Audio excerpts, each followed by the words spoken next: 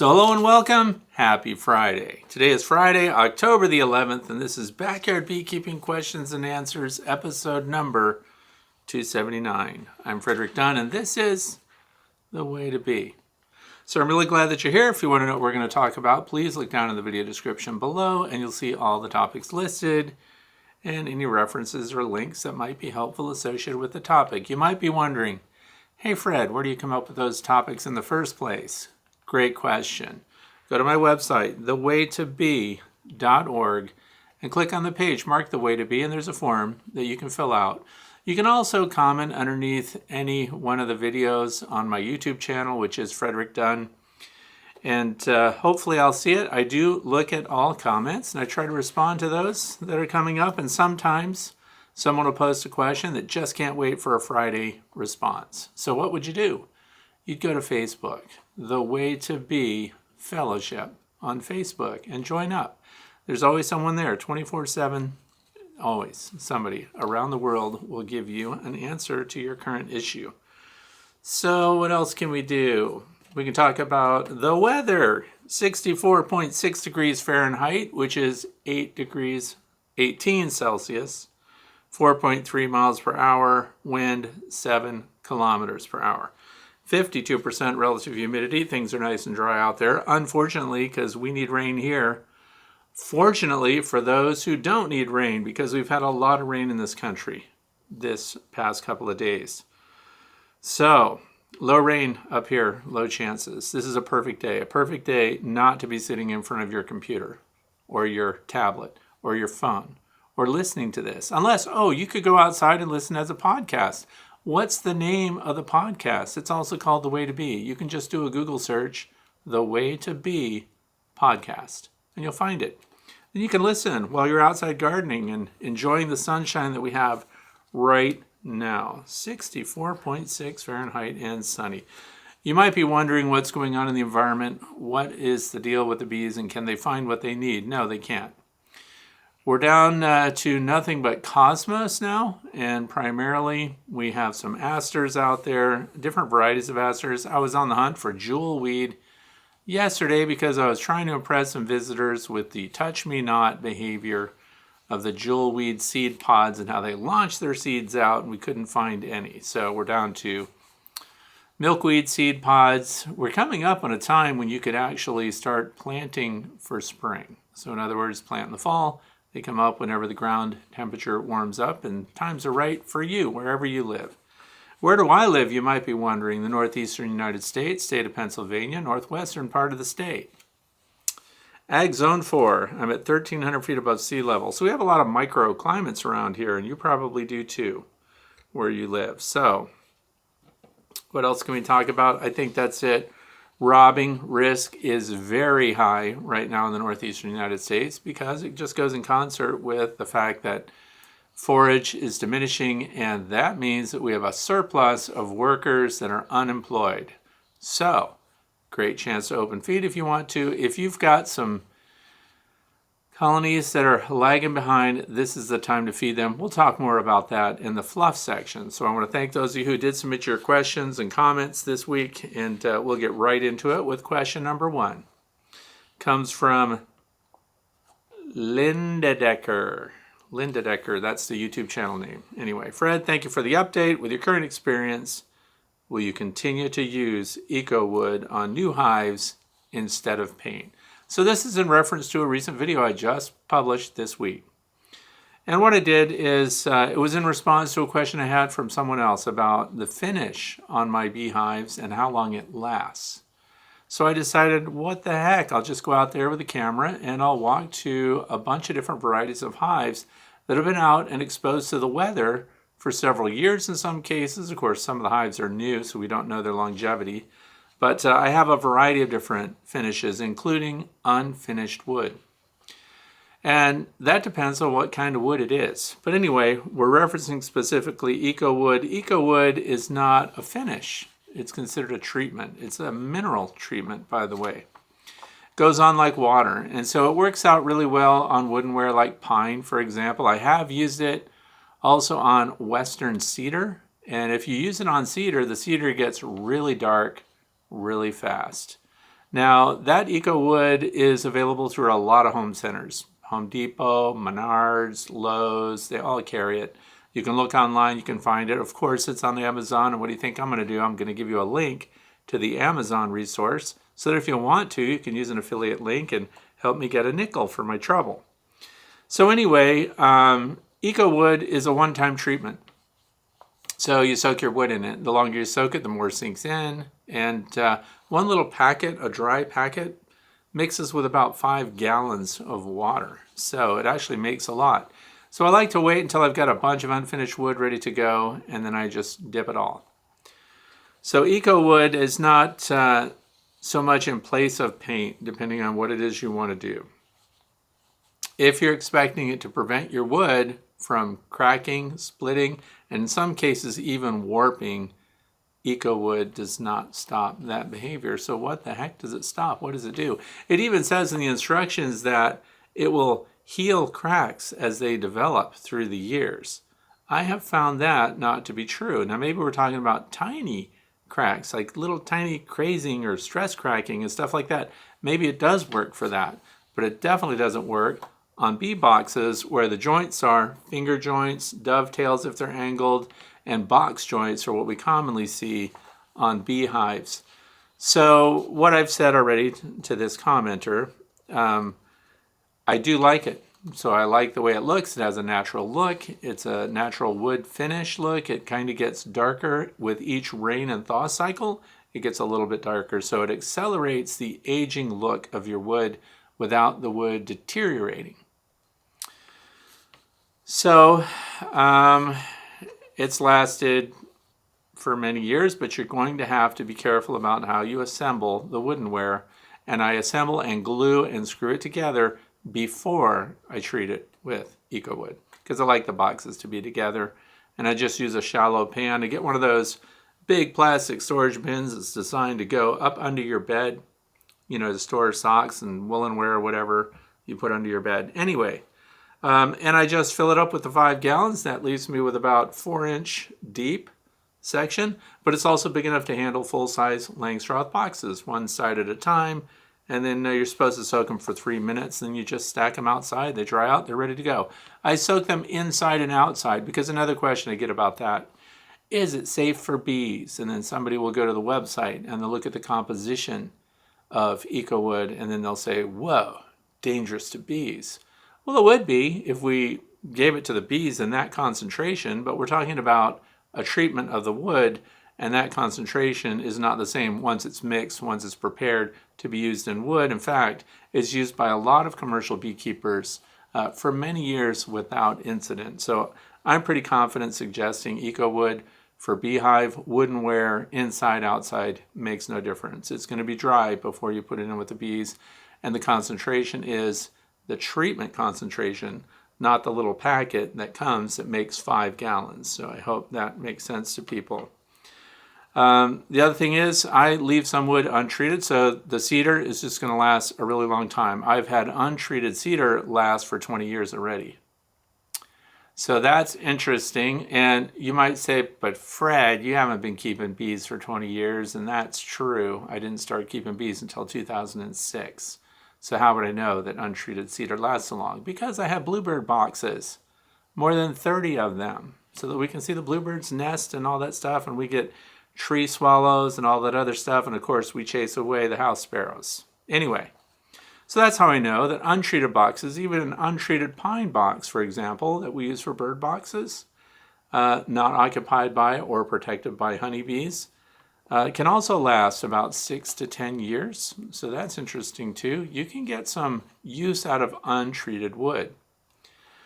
So the next thing was, and I'll just let you watch the video if you want to see what lasts the longest, but spoiler alert, the longest lasting finish, it's tied.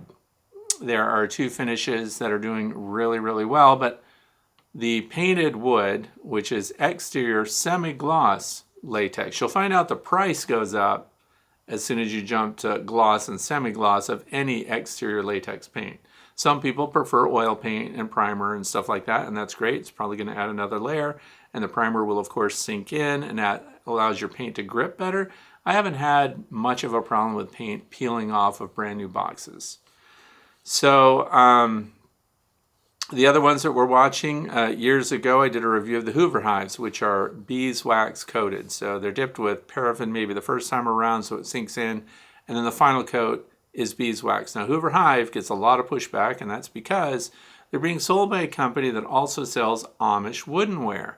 And so people think it's kind of a shell game because the Hoover hives actually come from China, while the same company also sells some woodenware made by Amish builders, right? So it is from China. Hoover Hive is from China. There's no question. Okay, so then the other more natural finish that's out there that gets that same hot dip treatment, and a lot of people have demoed this stuff, but Endura Hive, which comes from Nature's Image Farm. They have one that I'm testing now, but I've only had it out in the bee yard for a year. Looks great so far. I didn't get it until last January, so we're coming up on a full year. And where I live, we get rain, snow, everything in between. So it's a great test yard for the resilience of different finishes and materials that people are using on the exterior of their beehives.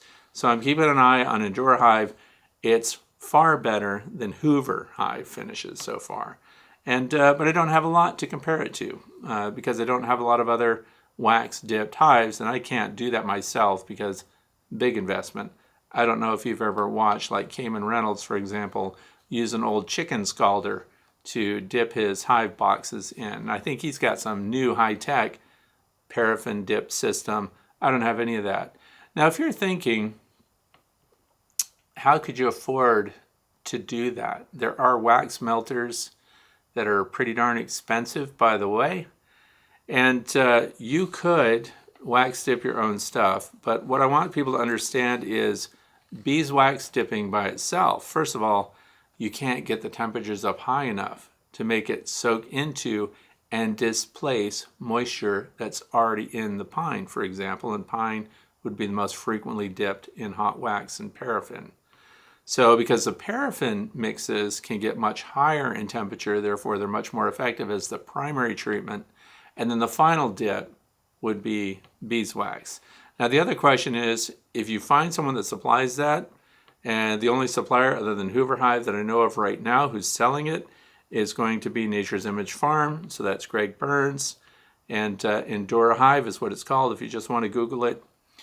And that stuff you can buy ready to go, and they've partnered with Premier. Premier is the one that's making the Propola hive bodies, so you get the Propola interior. But what I would like to say is, if you set up a wax-dipped beehive and you're using it as a lure or a trap for swarms in spring, okay? If you put up a painted hive, someone also suggested that you could stain the hive, and I have a stained swarm trap that I could smell the stain on it, oil stain, a year later. It was stinky, and it never got a swarm of bees. So I'm not saying that that's the cause, but I'm saying if it doesn't smell right, I don't think the bees are keen on investigating that as a space to occupy with their new swarm, okay? So, but if it has beeswax in it, the same thing as sprinkling bits of propolis, sprinkling bits of beeswax and other things into a space that you hope your bees will voluntarily occupy. Likewise, if you've got boxes that are dipped in beeswax, real beeswax, then the bees, of course, get a sense that, wow, this must have been occupied before, and so then they green light it and go in to get it. So this question is, will I continue to use EcoWood instead of paint? Now it's in addition to. So some of the boxes get EcoWood treatment, some of my boxes are getting exterior semi-gloss latex paint, and then you go to the paint store. And Valspar is what I like, by the way, because I'm a big fan of Consumer Reports and stuff, so I look at things to see how long they last and what the finishes are like.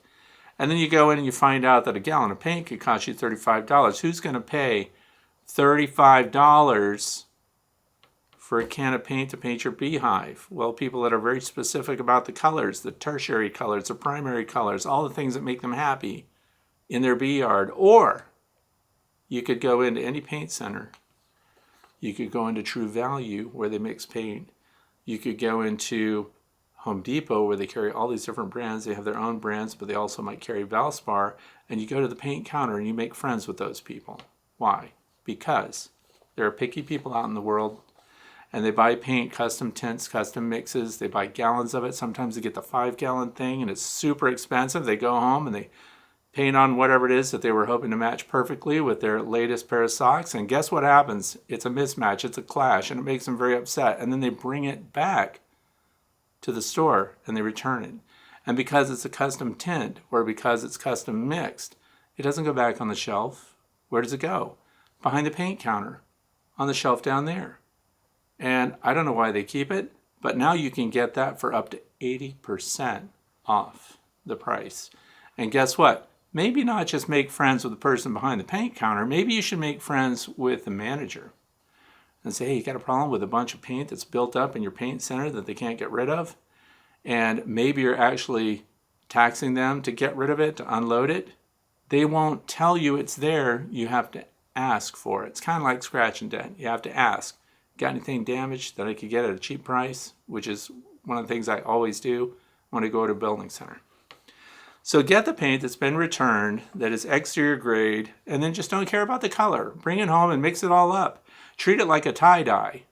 Don't mix it all the way. Just pour them all together and see what you get when you roll it onto your boxes or something. If you don't care how things look and all you care about is preservation against the elements, that's my advice to you. That's the end of question number 1. So EcoWood, great. Paint, number 1, neck and neck with beeswax if you're trying to get the bees to move into your box. Okay, question number 2 comes from Brian Alex Dan. This is the YouTube channel. Can someone please give me an answer on this? Can I add my Brood Booster to the hot sugar water, or do I have to wait for it to get room temperature before adding the Brood Booster stimulant? Okay, so this is not specifically for Brood Booster. And this gives me a chance to talk about something else. Brood Booster is something I've tested, by the way. Beekeeper's Choice, I've tested.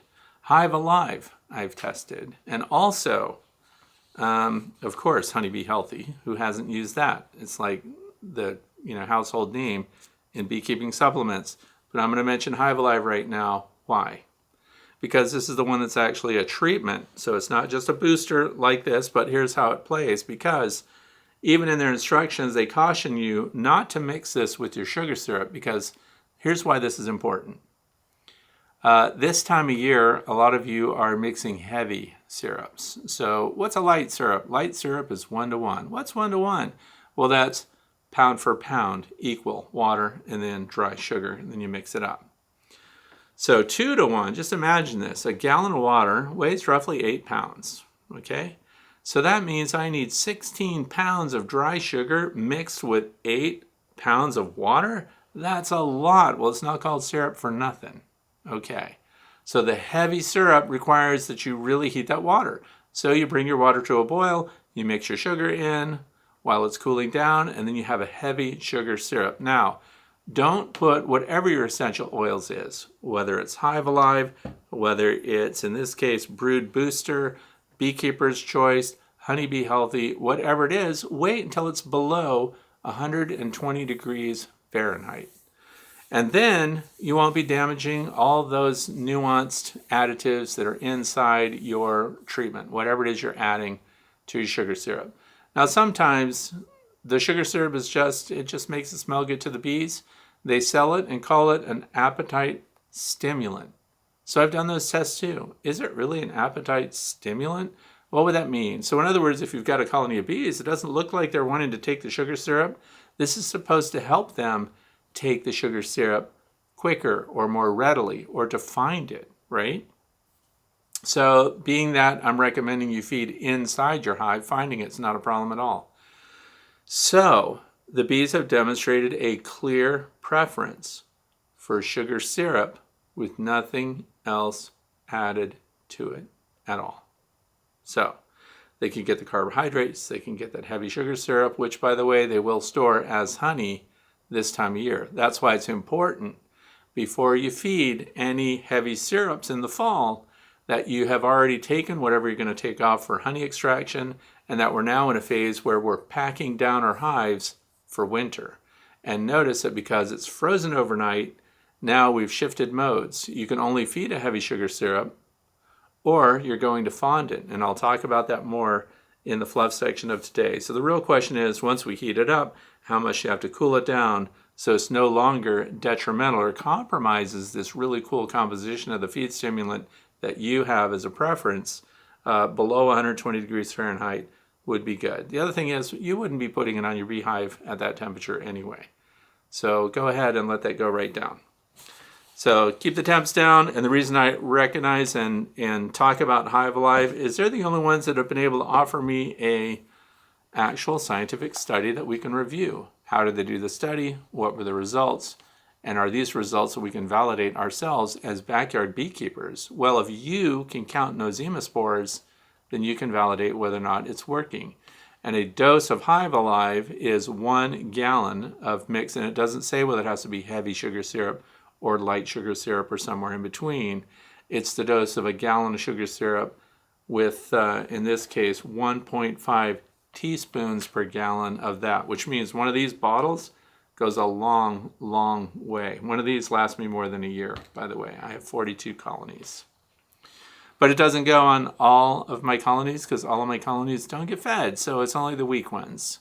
I should, if I'm being a responsible beekeeper and really want them to be vibrant and healthy as they come into spring, I should dose every single colony. But let's be honest, I have some colonies right now that are honey bound. That, in fact, they've occupied so much real estate on the comb with honey, and they've capped it, that there's almost no room for brood. So if I'm going to try to boost them now, the other thing is, would they even consume it if they don't need it and the colony's full? I think, I don't need it. So if I've got colonies that are weak or have fallen behind, then those are the ones that are, in my case, going to get the boost of Hive Alive. And Hive Alive is what I'm feeding now, even though I've tested all of the others. But keep in mind, if all you're trying to do is give them a carbohydrate, get their activity boosted, maybe it's a colony that hasn't had the surplus foragers to go out there and bring in the resources they need, or maybe you're in a dearth. Your immediate response to that is to give them a sugar syrup that will be consumed and spread throughout the colony. What happens is you'll see an immediate turnaround. If you've got a colony where the bees are really lethargic, they can't forage, and they should be foraging on a day where you see other colonies foraging. If they've dwindled, then you risk losing them because they can't put foragers out into the world. And for some people, that's Darwinian beekeeping. They don't mind, and they'll just let them expire. So I'm sharing with you so you have the choice to boost them with a sugar syrup. Question number 3. This comes from 904 Bees. Do you secure the double bubble gasket or just use the weight of the lid? Okay, this was the thumbnail for today. We're going to talk about double bubble because I think it's funny to talk about it because I have a tiny obsession with it because it works so well and it's so versatile. I take double bubble, and this is where I think this comment comes from because it doesn't say right on here. But anyway, I really improved my long Langstroth hive winter survivability by making a quilt kind of out of double bubble. So the long Langstroth hive, lifted the lid open, measured front to back, measured the length. It's a 5-foot long hive, so I just rolled out my double bubble, and I cut it and I let it stick out beyond the edges. Now in this case, I covered the whole interior surface, brought the lid down, and it closes up all of those little irregularities, little tiny gaps between the roof and the bottom of that hive. Now keep in mind, the way my long Langstroth hive comes together is they meet flat. In other words, they don't overlay like a telescoping cover would. So a telescoping cover prevents, prevailing winds from just blasting into those gaps and joints. But vastly improved wintering when I put this stuff on, because it just made it so air wasn't leaching in or out from inside the hive or from outside blowing in, because that thing is exposed. It's in an area where it gets the full brunt of prevailing winds out of the west here.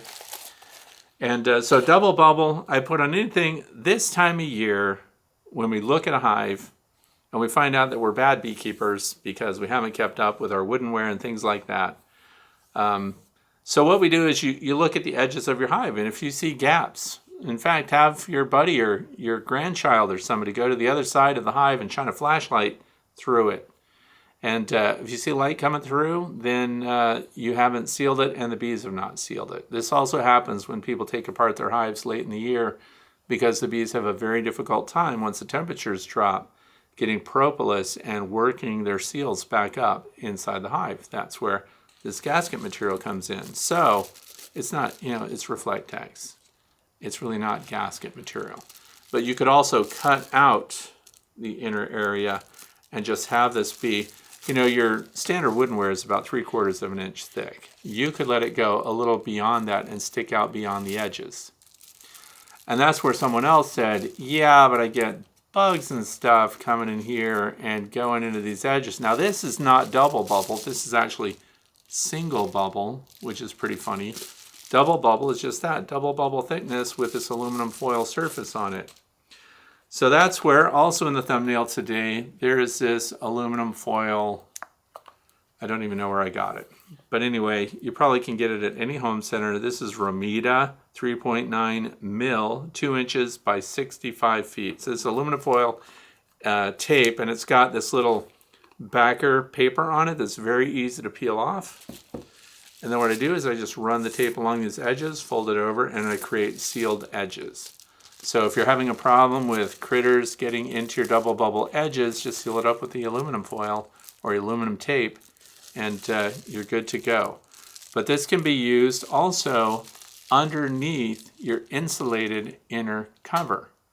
Well, how would you do that? Because you're going to feed right through the middle. It's easy. You just, instead of cutting out the whole interior, you just cut out a little circle right here and put that under it, aligning with your insulated inner cover. Then the bees can rise up through there and still feed, but they get the benefit of the rest of it sealing outside air from blowing through the edges.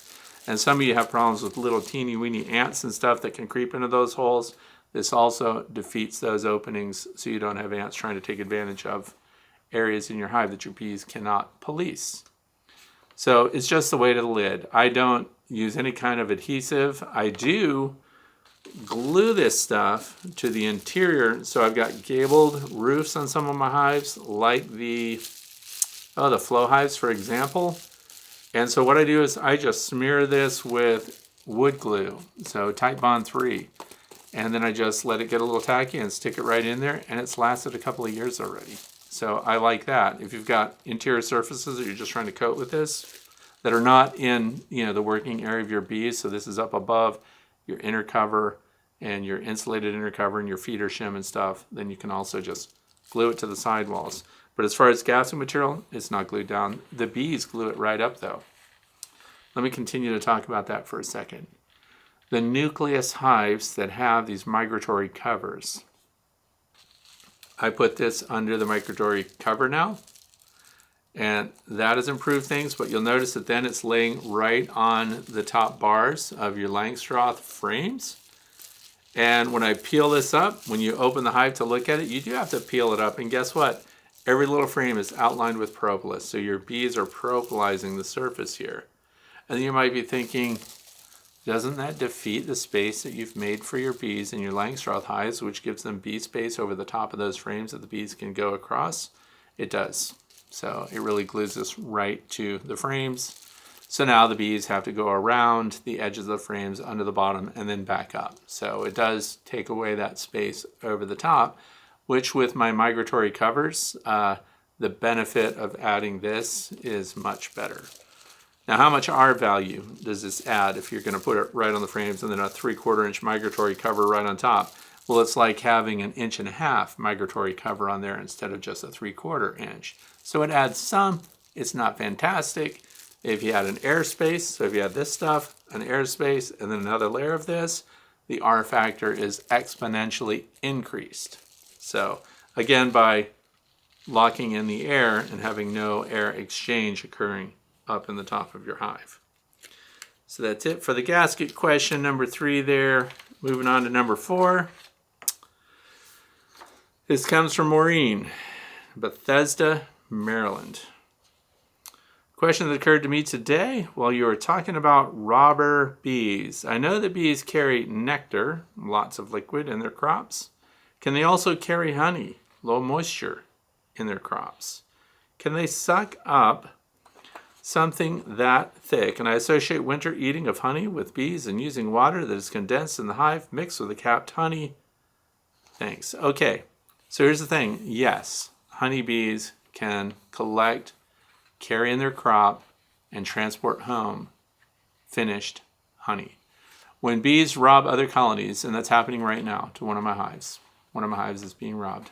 That's right. You should go outside and look at all your hives and see if anything's being robbed and what's going on. What's the status of the hive? Usually they're queenless, they've dwindled, they can't defend their hive.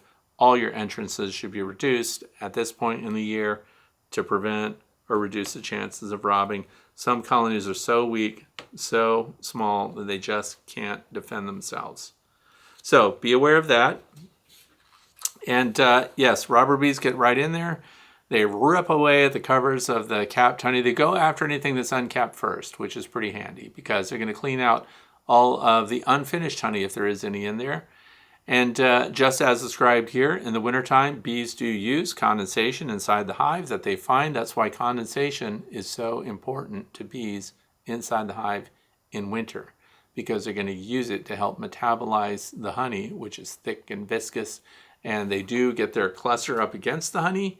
And as they cover the honey, they warm it. And as it gets warm, they can chew the caps off. And then they can get the honey out. And they can get this maximized carbohydrate resource that will give them the energy they need to keep the cluster warm, to keep the brood warm, all the way through winter until spring.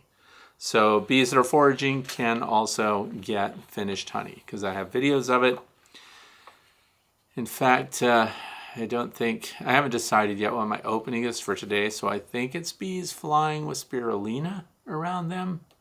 But I've also done recent tests with honey in Ziploc baggies with little tiny holes in it. And then that lets the bees feed it back. And here's why I'm doing that. Now, you get a lot of pushback on open feeding honey. And the reason is honey can carry bacteria and disease. Now, honey in itself is antibacterial. We know that. There are diseases that can be born in the honey and therefore transported by any other bee that consumes that honey.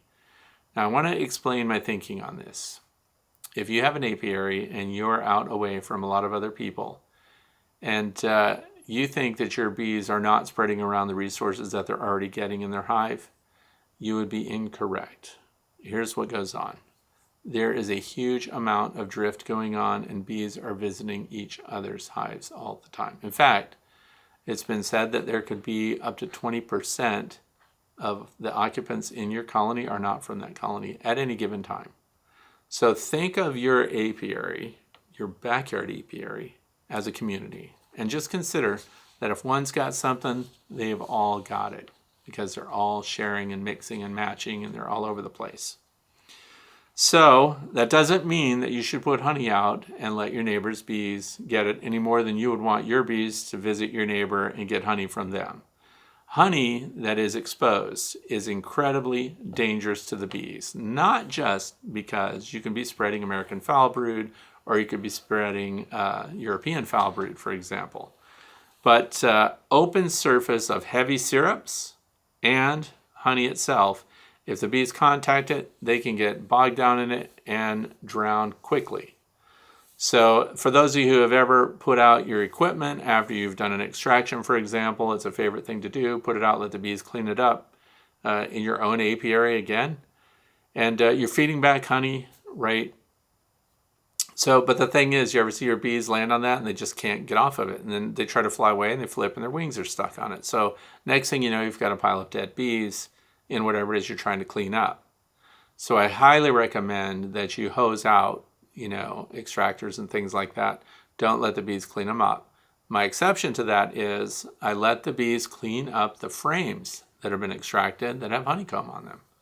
And that's because they do such a good job of cleaning out every cell and utilizing the leftover honey. The good news is they have such good footing that you don't find a bunch of dead bees on frames that have been extracted. you do find a bunch of dead bees on pans, in tubs, in extractors. And when you let them go after it like that, they just get stuck and it's not good. So the solution to that I'm playing with, I don't like to feed honey back to bees, by the way. First of all, honey is fantastic. It's valuable, right? So, but one of the things that you might have honey in a extraction tank or an uncapping tank. So you might have honey in the bottom of an uncapping tank that's full of particulates. And you just know if you put that in a jar, it's going to crystallize really fast because the more particulates there are in your honey, the more likely it is to set and crystallize, right? So that's a great thing that you want to start to think about feeding back to your bees. So letting them clean up the wax cappings, for example. But I even stopped doing that. I rinse off the wax cappings and let them air dry, and then those are going to be melted later, and that's where I'm going to get my resource beeswax from, right? So, but the honey that's collected in the bottom, it seems like a lot. You can have a quart of honey in there, depending on the scale of your operation. You could have quite a bit of honey left over. It's in the bottom that's been through a 200 micron screen or a 600 micron screen. One of my favorite uncapping tanks is made by the Pierce Company. And it has a 600 micron filter built into it to get the wax capping separate from the honey. And then that's an example of something you could feed back. So then how do we keep the bees from getting stuck in it and dying? Ziploc freezer bag. So I take a 1 gallon Ziploc freezer bag and I just take, if it's a gallon, I don't fill it with a gallon of honey. I fill it with half a gallon of honey. And that way it's got some leeway, it's a little tougher, and I don't have to worry about it oozing out honey, right? And making a mess. So here's the advantage of that. I talked about it before, but I'm going to talk about it again because it works so well and it's going on right now while I'm making this video. I just take pins and poke little holes in the top of it. Not all the way down to the corners, not around the periphery, just the top within, 2 or 3 inches from the edges. And what it does is it occupies the bees that would be robbers. It also gives them 100% finished honey that they can take back to the hive and that they can use right away. And that's what they do, by the way, this time of year. They take that back and it gets consumed and utilized right away. It's rare that they would forage for that and then not use it up because we have cold nights. So once we drop below freezing, uncapped honey in process and finished gets consumed first. Capped honey, last resort. So that's our long-term stores. Okay, so by having that Ziploc baggie out there, there are wasps on it. There are bald-faced hornets, which are just wasps. It's just a common name that distinguishes them. European hornets showed up, and they spend very little time at those feeding packs, and that's because they can't get into them. So even just those little pinholes, the honeybees can get their proboscis in there, they can get their tongue in there, and they can access it. And those are the target insects that we're trying to give the honey back to. So, and then that's honey that was going to crystallize anyway. It was going to be bad. You weren't going to use it. Why not feed it back in that way? So the reason I was testing it like that is if I want to put that inside a hive. So let's talk about that. I wanted to make sure before I put a Ziploc baggie inside a hive that there's not going to be any circumstance where it's going to leak. Because honey dripping down on your bees inside the hive is hugely detrimental. Now, if they can keep up with it, that's great. You're all set. No problem. So if you've got a feeder that oozes a little bit and the bees can keep up with it, that's fine. Where are most feeder holes located on your inner cover? Dead center. I don't like that. But it's on a practical end. It makes sense. Your winter clusters in the middle. They come straight up underneath that resource. Therefore, the warmth, the secondary warmth from the cluster also warms the surface of the honey or whatever the food is that you've got directly in the center. And then it allows the bees to metabolize that easier. However, if we want to let them feed and we don't want, if you've got a jar up there that has an airspace in it and that airspace expands and then we've got, as we had last night, it drops at 30 degrees Fahrenheit, but then right now it's in the 60s. Look at that temperature increase. If I add a half a jar that's inverted with an airspace in it, as that temperature rose, the air expands and it would express out the honey, the liquid, whatever it is that's in that jar, down onto the bees. And if it's honey, they have a very difficult time coping with it. So, Ziploc baggie, no air in it. As the bees consume it, it just closes down on it. So here's another thing. I have a feeder shim on top of the hive, insulated inner cover. So I can't put that bag on top of that center hole in the insulated inner cover because the bees can't access it. Because remember, the holes are on the top. So I move that bag off to the side. And then you might be thinking to yourself, but yeah, there's a big space in there. Won't they build a bunch of beeswax up in there and you'll have a bunch of feral comb to deal with? Yeah, they would if this were the warm time of year, but it's not. Things are cooling down. So we've got frosty temperatures at night. So the bees are not in comb building mode this time of year. Therefore, you can pull the plug out of that center hole. You can put your little bags up there, and this is equal whether you're making your own. I also highly recommend the new Easy Feed syrup that comes pre-bagged from Hive Alive. Google it, look at it, go to my website and click on the page marked Hive Alive Works. The science is there. Okay, so they go up in there and they can access the feed and then they can go right back down. This doesn't mean that they're going to go up there and suddenly build a bunch of comb and now you're going to have brood up there and everything else, because it's the wrong time of year for that to happen. They're already anchored by the egg and brood production that's already going on late in the year down below your stored honey inside that hive. So that's why I'm testing it. Test approved. It does not leak. It allows the bees to access it and gives them something to do besides rob each other. Now, if you happen to live in an area, because I did notice that there was a comment that some feeding is illegal, if some feeding is illegal where you live, then don't open feed. It's that simple. I believe in Australia, in New South Wales, it is illegal to open feed. I don't know about New Zealand. And I understand the concerns are that your bees will rub shoulders at the feeding station and they'll spread disease. And we do not want disease spread. So, if you're just feeding your own bees, I fall back on it's a village. So, all of my bees are mixing and matching anyway. All this comes from Maureen's question about whether or not bees will transport 100% finished honey. Yes, they will. When they go to sip it, you'll see their mandible opens up and they really have to lap it in.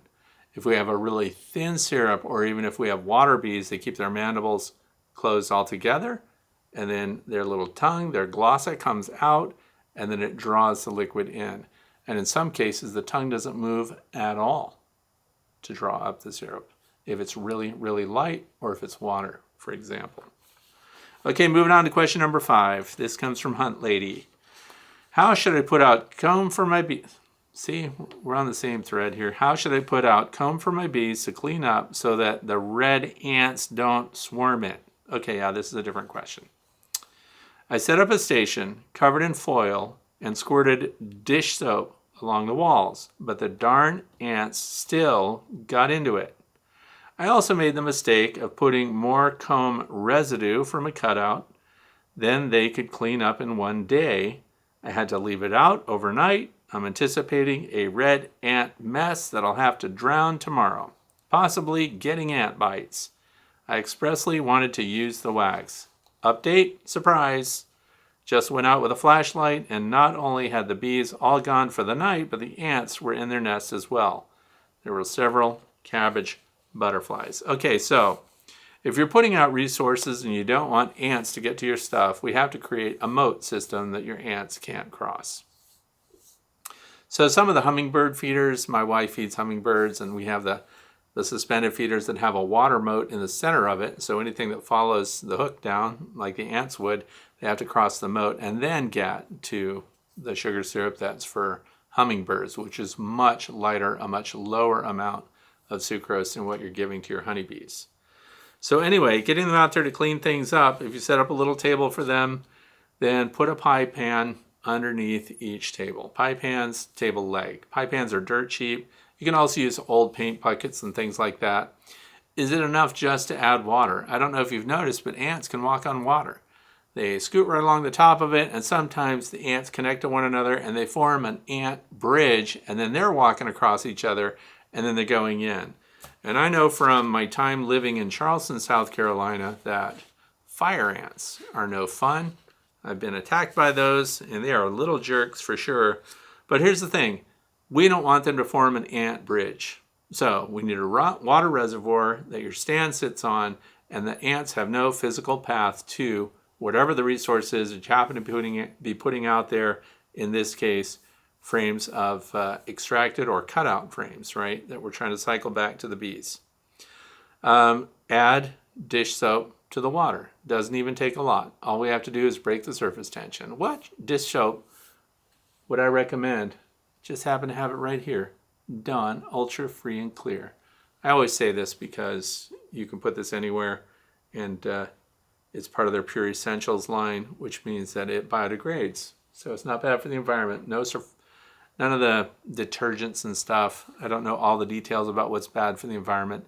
I just know that picking something and recommending Dawn, because they're the ones that volunteer their resources whenever wildlife needs to be rehabilitated and degreased after they've been exposed to petroleum spills in our bays and stuff like that. So Dawn Ultra Free and Clear is going to break the surface tension on the water. The little ants can't get across. They will be sinking, and they'll be wishing their mothers never met their fathers when they start going down in that soapy water. Now, the other thing is you're going to have to keep up with it, because I know that where Hunt Lady here lives, very dry, arid region, so it'll be drying out, so you're going to have to replenish that every day. So keep the ants off your stuff. Don't get bitten and stung by those ants. Okay, so moving on to number 6. Illuminate. Interesting observation today on my landing boards. Of 7 of my 16 hives, those solid black bees that I've seen at feeding stations in previous years are now living within some of my colonies. Wasn't like that a couple days ago. They are slightly smaller than my bees, but working right alongside them and bringing in pollen. Very cool to see how many there are.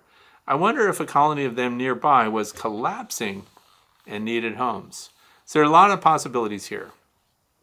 These dark-colored bees do show up a lot, but here's something I noticed too this time of year. There are a lot of hairless bees zipping around too. If there's a lot of competition, if there's a rob out going on. So if there's a colony that has collapsed, which is the suspicion here, if the colony's collapsed and the bees are robbing it out, you know what? They're scrambling all over each other, and there's a lot of fighting and scuffling going on. And I noticed that bees that engage in a lot of fighting and scrapping at a feeding station or a place that's being robbed out like that, they end up losing a lot of their hairs. And the more hair they lose, the darker they look. And some of them look completely black and shiny, like those weird-looking oil beetles. Look that up if you want to be creeped out sometime. But so this is part of it. I'm not saying they aren't all black bees. They could be. But also some of them are losing their hair, and then what's left is a black bee. There are bees that have like a dark burgundy colored exoskeleton, right? But the really dark bees, they're a welcome sight for me. I love it when I see an all black or really dark queen, because those tend to be really cold weather hardy bees overall. But you could see a sudden change in the population or in the appearance of your workforce for your bees, because when they do lose a queen, they have a tendency to just follow other queen pheromones around and zip right into hives that they don't even originally come from. This is the drift that I was talking about earlier. And in my presentations, my in-person presentations that are coming up this year, I'm going to show dramatic examples of bee drift. So it's a lot of fun to see and know what's going on, but bees are pretty fickle when it comes to jumping ship and leaving the colony that they're actually belonging to and just joining another one out of the blue. So I think this happens to a lot of bees, a lot of colonies that have lost their queen. The pheromones reduce. It's the time of year when they're not going to replace the queen, or they can't. They just didn't have the workforce. Or they do swarm, and then the queen goes out to get mated. Remember I explained before, this is the time of year where we have a high number of predators on the wing. Your chances of mating a queen in my neck of the woods are very low, because everything is out there maximizing its resources and its consumption to survive winter. There are queen yellow jackets everywhere right now, and there are little drones flying around everywhere. In fact, I just collected a European hornet drone.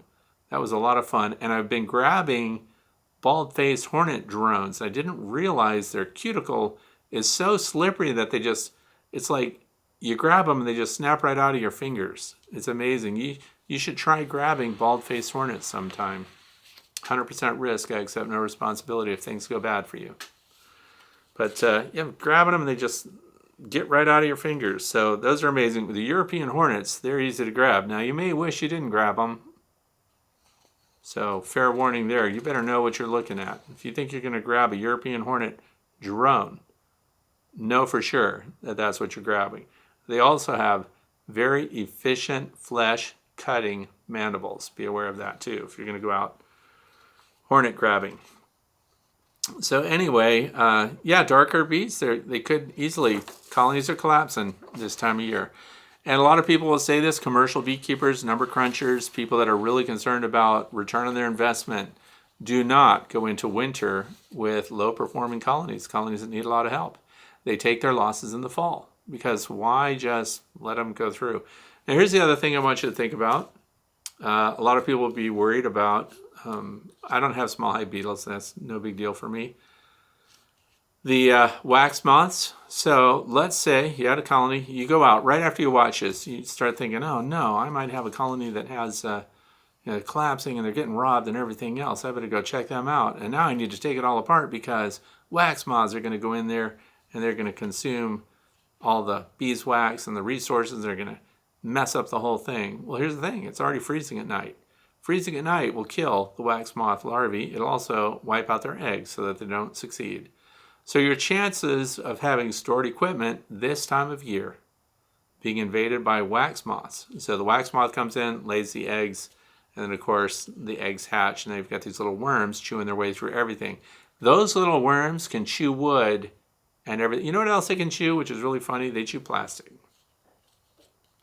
They put a bunch of them in plastic bags, like the little Walmart shopping bags. And they had waxworms in there, and they were just holding them in that little bag for a while. And they realized that, hey, these waxworms are all over the table. What the heck is going on? It looked like they chewed holes through the shopping bags to get out. I mean, it makes sense. They get in the bag, they chew through the bag, they get away. That's their job, to survive, right? But so the question was, did they just chew a hole in the shopping bags to get out? Or did they eat the plastic? And if they ate the plastic, did they digest the plastic? And if they digested the plastic, did the product of that, worm poo, demonstrate that the plastic was mitigated? In other words, did it turn into something besides plastic, or did it become a microplastic which further pollutes? Guess what? They chewed the plastic, digested the plastic, pooped out the plastic, and the scatologists, the experts in poo, discovered that it was broken down and therefore now organic and not a synthetic. Sounds like somebody might be wanting to set something up like that. But anyway, back to the wax moths. Not a concern right now because freezing temps at night are going to kill off the larvae and they're not going to make it. So a robbed out colony, in other words, is not going to turn into a huge mess. Now, ultimately, between now and spring, when the weather warms back up, or if you're in an area that doesn't hit freezing temps, you do have to do something with those colonies right away. If it's a dead out, clean it up now because you're going to lose your frames and stuff. Other critters are going to move in. Mice too, if your openings are too big on the entrance. So moving into question number 7. It says here, this is from Popcorn, and it says fondant. Can honeybees store Hive Alive fondant feed? Now this is a thing that we really don't need to get into. Can they store this? Can they store that? Anything that you're feeding your bees. So here's the failing safe part in the event that you have honey supers on that you still plan to use for consumption. So if you put fondant on, specifically Hive Alive fondant, what does that even look like? Oh look, there happens to be one right here. This is Hive Alive fondant. This is one of the big packs. This is the 5-pound pack. So if you put this on your hive, you cut your hole in it, the bees get up there, they start to use it. Would they take it from in here, and would they start to store it in the frames in your honey super in the hive? I would have to say there's always that potential. It's extremely unlikely that they would do it, because when they're accessing this resource here, it generally goes directly to consumption for their immediate use. It's like these athletes that take these, these Vita Power packs and stuff that look like little ketchup squirters that they squirt on their tongue, and they get a boost of energy and off they go. That's kind of the purpose of fondant. They get their carbohydrate boost, and the bees that access it up in your hive, in the feeder shim hopefully that you have, then they distribute that to the other bees in the workforce down below. So they're in a mode where they're really not storing a lot of resources. This is also why, and we're cutting into the fluff section here already. This is why now that we've got freezing temps at night, the metabolism of your superorganism, if we look at bees as one giant living thing, the metabolism's changing. So now they're in survival mode. So they've put on a lot of fat through the year. So just like the bears that are roaming around right now that are super heavy because the environment has provided huge resources for them, they put on all these fat layers. Well, the fat layer for your colony is the stored honey and the resources that they have there. So they've got that. This is an insurance policy. So do I put this, in other words, do I have 42 of these? Am I going to put them all out? No. I am putting these as my emergency resource on, now that we have freezing nights. This is going to sit right on top of that hole in the center of my insulated inner cover. Now, if you've got a regular standard inner cover, it still goes on that. You got the hole in the bottom, you put it there, it stays there. If you have perfect luck, they will not consume all of this going through winter. And here's the good news. I did these last year because they came out with the 5-pounders. They had 2-pounders before that. I still like those. I used the 2-pounders because they cut those up, and those are what go into the feeders on the Apame hives and stuff like that. You can cut them up and just stick them in there. They used 100% of the fondant that I put into the Apame hives, so that worked. These were put on my standard Langstroths. These were put on, what else? I did not put any supplemental feed on the long Langstroth. It didn't get any supplemental feed at all because I just wanted to see what would happen. And they're huge. So the colony is fantastic. So I put this on other standard Langs and just to see how far it would go. I did not have a single colony consume 100% of one of these. So maybe I don't even need 5-pounders. Maybe I only need the 2-pounders. So you decide what you need. I had a friend recently ask me, one of my mentees, how many of these should he get for winter? And I said 2 of the 2-pounders. That way, hold 1 in reserve. They have a shelf life of 2 years. Hold 1 in reserve and put 1 on your hive. And as they get through 2/3 to 3/4 of it, then you go ahead and swap them out. Don't let them be empty. Like when you get one of those days where it gets to be 35 degrees Fahrenheit and it's sunny outside, and you just decide to take a peek, pull the lid, look inside, and because these are clear, you can see where they're at. Like this one expires in October of 2025. So I still got a year to use it. And anyway, then you'll swap them out. And when you swap them, that's the good news. You're not pulling the hive apart. You're only pulling up your fondant pack, putting another one right down. And the other thing is that they came out with, which I'm very disappointed about right now, is they have this little blue plastic standoff that's a circle, and one side of it actually cuts the hole for you. I didn't have any problems cutting the hole, so that was no big deal.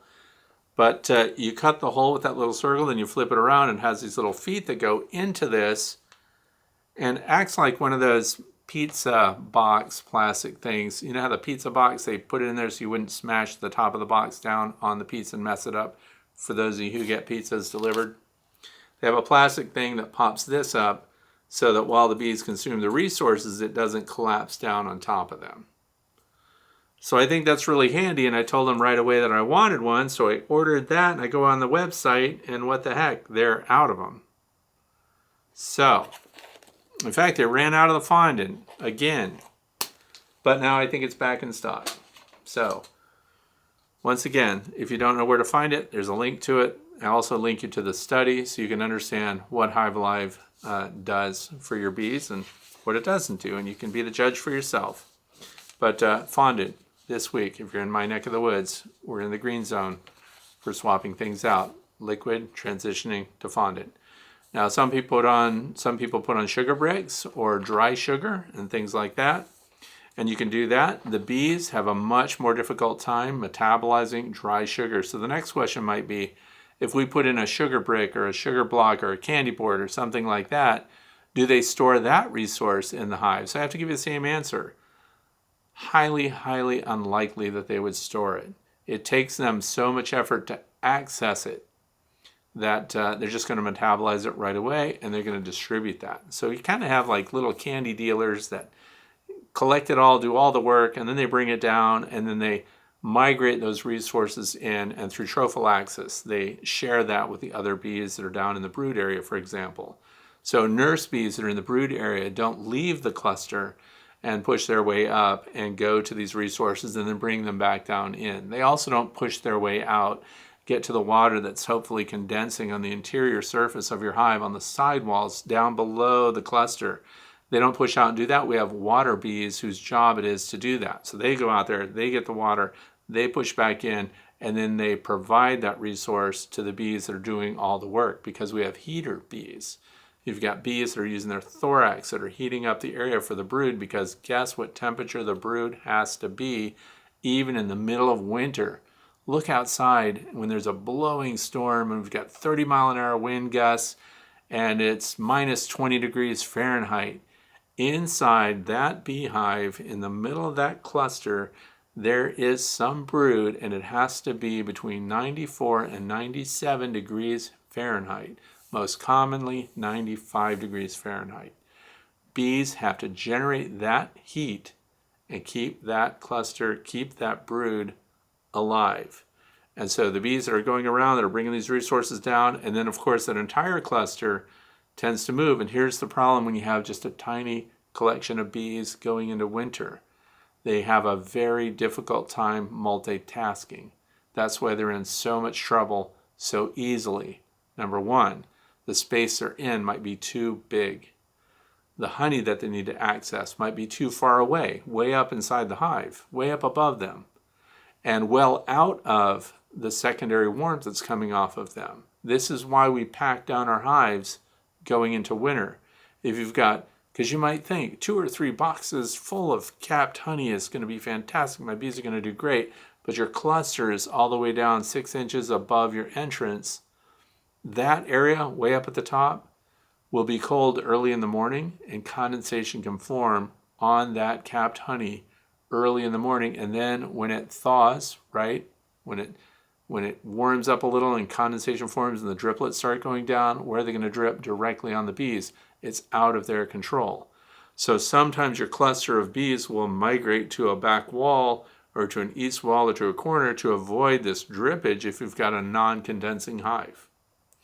So we want the hive to be sized for the bees, and this is why, miracle of miracles, tiny clusters do survive in small boxes. Nukes, for example, it can get through winter, but they need an emergency resource above it, so that there are nucleus hive feeder shims. If you don't have one already, and you're in an area where it could get cold or you could get extended periods of rain and things like that, you need to be able to provide an emergency resource for your bees. These are livestock. You are keeping and managing them. These are not feral colonies. And if you want them to live, then those are the things that you can do to make that happen. So we're in the fluff section. As I mentioned, robbing risk is high. Make sure entrances are all reduced now. I've already reduced all of mine. I have one colony that is being robbed, and that's because they lost their queen. She didn't mate. Had a decision to make. what could I do? Requeen them? I could buy a new queen and bring her in. Now, if you did that, a mated queen, she has to be mated, otherwise she can't fly out this time of year. The drones are all being kicked out. The drones are being starved and killed. So right now, if I had somebody that had a mated queen, I could bring her in. I can combine colonies. Now, here's the problem with that. This time of year, we have to add a box, we have to swap frames, we're breaking apart a hive to combine colonies, or we're adding a lot of space without adding a lot of bees. So the other side of that is we can just let them run their course. A lot of them will move out and move into other hives. Some of the laying workers, those that become laying workers after 3 weeks of being queenless, will try to rear these drones. And that's why sometimes when you're looking at a colony that looks like they're in trouble, and you say, oh, but they have brood, and you see these little capped brood areas, but you see the cappings are half open and some of these heads are poking out. Look at those little heads and you'll find out that it's likely most of those are drones. So what's been happening is you've got a dwindling workforce without replacements, and they're trying to just get their genetics out there, and they're just dwindling until there's nothing left. And on top of everything else, they get robbed out because other bees check them out, and that's it. So once they are robbed out, you could close them up to prevent other bees from getting in there. You can save whatever resources there are. You are going to want to clean out any dead bees that are in the hive on the bottom board. Get them all out of there, because the smell of dead bees smells like a dead animal. They are dead animals. And then you'll find out that other bees won't want to occupy that box in spring. So that becomes next year's swarm box. So clean things out. And while we're talking about cleaning things out, if you've been following me and like some of my ideas regarding how to configure your hives, screen bottom boards that are enclosed that have removable trays underneath. So about half of my hives have removable trays, the rest have solid bottom boards and things like that. So this is the time to be pulling out your trays. Don't just dump the contents. Look to see what your mite loads are and see what's going on in that hive, but cleaning out the trays, leaving no residue in there, because that contributes to robbing, by the way. If there's pollen bits and stuff down there, when pollen falls through the screen on your bottom board and goes into these trays, it has nectar in it. It smells sweet. It is appetizing, and that's why you may see robber or potential robber bees trying to get into the bottom of your hive and going after the hives that have vents in them that have trays in the bottom. And that's a good sign for you that you better be doing some tray maintenance and cleaning those out. I have duplicates of all my trays so that when I go out there, I'm pulling the tray out that's dirty and I'm putting a replacement in right away. Don't have to visit again. So, and then we clean them out and look at what's in that. We're looking for mites right now. I want to see if anybody's really in big trouble. So I already have a note here, time for fondant. Temps at night are below freezing, so that's the key right there. Ziploc baggies work for heavy syrup. Poke tiny holes in the top. It's a slow release heavy syrup, no leakage, no expansion and contraction due to weather. The changes in the morning from cold to warm. In the afternoon, wasps can't access it. Bees have a huge advantage there. Let's see. And sea salt, still in demand. 2 teaspoons of Morton sea salt per quart of water. Bees are going for that really strong. They're showing a preference for that over regular fresh water right now. So their demand for salts, for whatever the reason is still strong right now. Finish packing down your hives if you haven't already. So if you've got hives that are too big for the bees that are in them, guesstimate. So my area here, I need about 45 pounds of honey to get them through winter. Since I've added insulated inner covers and since I'm using double bubble to insulate the covers, their winter consumption of resources has gone way down. So I don't want to gamble with that, but so I leave at least a medium super, 8 or 10 frame, depending on the size of the Langstroth. I'm assuming you have a Langstroth hive. That's enough to get them through winter. For the long Langstroth, the horizontal hives, 5 deep frames of capped honey is all I've needed to get them through. So if you've got the brood area where your bees are now, and you've got a couple partial frames that are empty of honey, and then you've got full frames of honey beyond that, I would pull the partial frames of honey out, scoot the solid frames of honey next to the brood, and then put the partial frames at the opposite end. And there's no reason to have more than 4 or 5 of those frames full of capped honey, deep Langstroth frames, because beyond that, we'll have the problems that I talked about before with those that have a bunch of extra space above, and that's that these capped honey frames act like heat batteries, but they also act like cold batteries. In other words, they get really cold at night, and then when the temperatures change and it warms up, condensation forms. It can ruin the honey under the wax cappings. So that condensation that forms on the surface of unattended frames of honey can increase the moisture content of the honey. So be careful. Don't leave more than you need. And of course, adjust follow reports and things like that. And the other thing is, I got a request. It came from beeswarmed.org, the guy that runs that. That is a free website. He provides that service for free. And here's what's happening. You have lots of people are spotting bees, and the word has gotten out that they can log into beeswarm.org. They can report a swarm of bees wherever it is, anywhere in the country.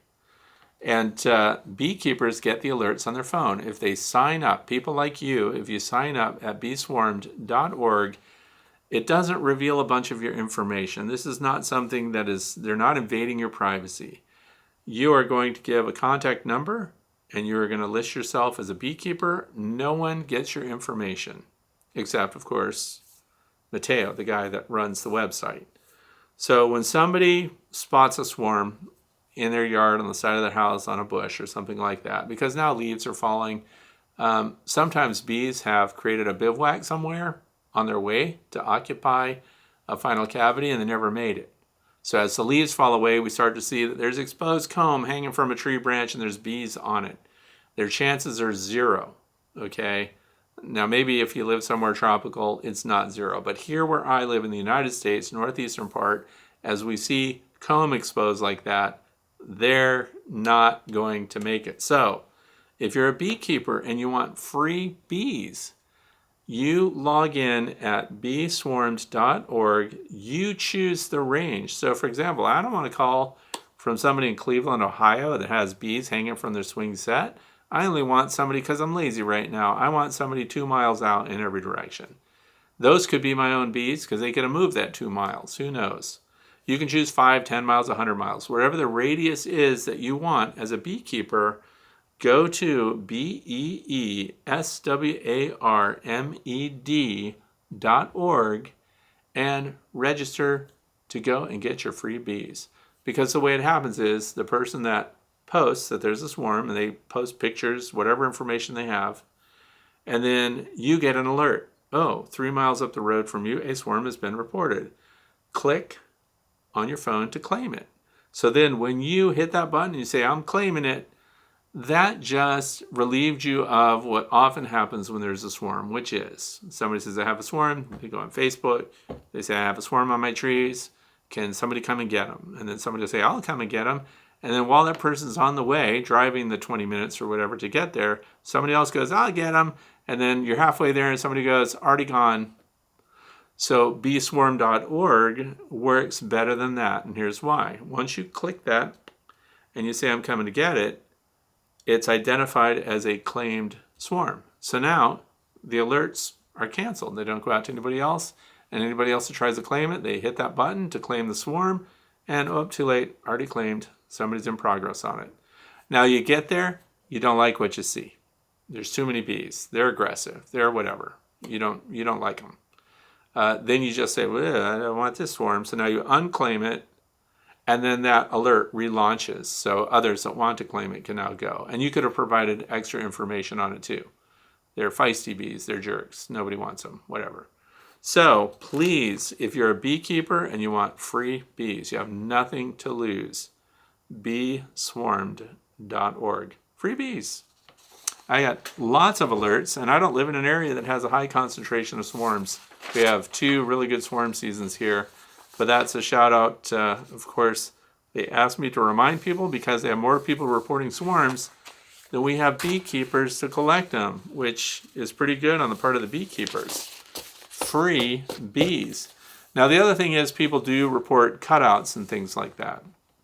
So if they report a cutout on beeswarm.org, then it's a category. What are you willing to respond to? What do you want to get alerts about? If cutouts aren't something you ever want to hear about, because you're not going to cut into someone's T111 siding or whatever to get to bees, then you're not on that list. So only those who agree to do cutouts, and then if there's any fee associated with what you're doing for cutouts, that is directly negotiated between you and the person reporting that they have bees in their house.